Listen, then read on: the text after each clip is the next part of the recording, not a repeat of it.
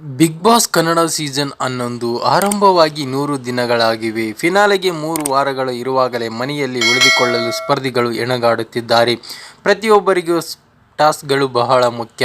Task ಗೆದ್ದು safe ಝೋನ್ನಲ್ಲಿ ಇರಬೇಕೆಂದು ತಮ್ಮ ಶಕ್ತಿ ಮೀರಿ ಪ್ರಯತ್ನ ಮಾಡುತ್ತಿದ್ದಾರೆ. ಇದೀಗ ಟಾಸ್ಕ್ನಲ್ಲಿ ಸೋತ 5 ಸ್ಪರ್ಧಿಗಳಾದ ತ್ರಿವಿಕ್ರಮ್, ಭವ್ಯ, ಮೋಕ್ಷಿತಾ, ಧನರಾಜ್ ಮತ್ತು ಚೈತ್ರಾ ಕುಂದಾಪುರ್ ಈ ವಾರ ಮನೆಯಿಂದ ಹೊರ ಹೋಗಲು ನಾಮಿನೇಟ್ ಆಗಿದ್ದಾರೆ. ಫಿನಾಲೆ ವೀಕ್ ಬಂದಾಗಲೇ ತ್ರಿವಿಕ್ರಮ್ ವ್ಯಕ್ತಿತ್ವ ಬದಲಾವಣೆ ಕಾಣುತ್ತಿತ್ತು. ಇದೀಗ ನಾಮಿನೇಟ್ ಆದ ತಕ್ಷಣ ತ್ರಿವಿಕ್ರಮ್ ವರಸೆಯ ಬದಲಾಗಿದೆ. ಮಂಜು ಜೊತೆ ಗಲಾಟೆ ಮಾಡಿಕೊಂಡು ಏಕವಚನದಲ್ಲಿ ಹೋಗಲು ಅಂತ ಬೈದಿದ್ದಾರೆ.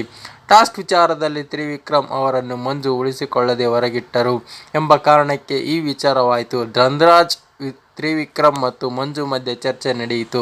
ಇದಕ್ಕೆ ವೆಲ್ ಪ್ಲೇಡ್ ಮಂಜಣ್ಣ, ಸಿಗೋಣ ಅಂತ ಮಂಜು ಎದೆಗೆ ತ್ರಿವಿಕ್ರಮ್ ಕೈನಲ್ಲಿ ಬಡಿದರು.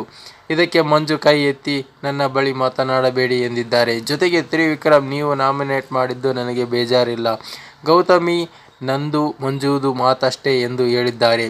ಬಳಿಕ ಮಂಜು ಅವರನ್ನು ಏಕವಚನದಲ್ಲಿ ಸಂಬೋಧಿಸಿ ನಿನ್ನತ್ರ ಮಾತಾಡೋಕೆ ನನಗೇನೈತಿ ಥೂ ಎಂದು ಉಗಿದಿದ್ದಾರೆ. ತಕ್ಷಣ ಟ್ರಿಗರ್ ಆದ ಮಂಜು, ನನಗೆ ಉಗಿದಿದ್ಯಾ ಎಂದು ಕೇಳಿದ್ದಾರೆ.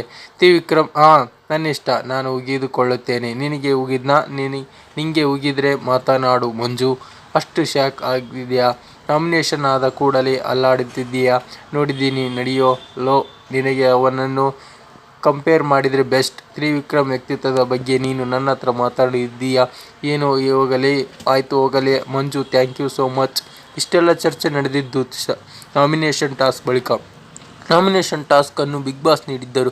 ಮನೆಯ ನಾಯಕ ಕ್ಯಾಪ್ಟನ್ ಟಿಕೆಟ್ ಟು ಹೋಮ್ ಪ್ರಕಾರ 5 ಜನರನ್ನು ಮನೆಗೆ ಕಳುಹಿಸಲು ಮತ್ತು 3ರನ್ನು ಸೇವ್ ಮಾಡುವುದು ಟಾಸ್ಕ್ ಆಗಿತ್ತು. ಇದರಲ್ಲಿ ಧನರಾಜ್, ತ್ರಿವಿಕ್ರಮ್ ಮತ್ತು ಮಂಜು ಅವರನ್ನು ಉಳಿಸಿ ಸೇಫ್ ಝೋನ್ನಲ್ಲಿಟ್ಟರು ರಜತ್.